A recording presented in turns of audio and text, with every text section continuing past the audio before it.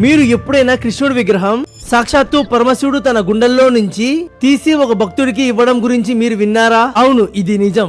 బృందావనంలో ఈ విగ్రహం వెనక ఉన్న అసలు నిజం తెలిస్తే మీరే షాక్ అవుతారు. వందల ఏళ్ల క్రితం ఆత్మదేవ్ అనే భక్తుడి నిష్కల్మషమైన భక్తికి మెచ్చి పరమశివుడు ప్రత్యక్షమయ్యాడు. ఆ భక్తుడి కోరిక మేరకు శివుడు తన ప్రాణప్రియుడైన శ్రీకృష్ణుడి రాధావల్లభ రూపంలో తన హృదయం నుండి తీసి ప్రసాదించాడు. అందుకే ఈ విగ్రహం భూమి మీద దొరికే ఏ రాయితోనూ చేసినది కాదు. కానీ ఆశ్చర్యకరమైన విషయం ఏంటంటే ఈ దివ్య విగ్రహం ఒక తండ్రి తన కూతురికి ఇచ్చిన కట్నం. ఆత్మదేవ్ తన కూతురు వివాహ సమయంలో శ్రీహిత్ హరివంశ మహాప్రభువుకు ఈ విగ్రహాన్ని కానుకగా ఇచ్చారు. అందుకే బ్రజవాసులు ఈయన్ని ప్రేమగా దహెచ్కే ఠాగూర్ అని పిలుస్తారు.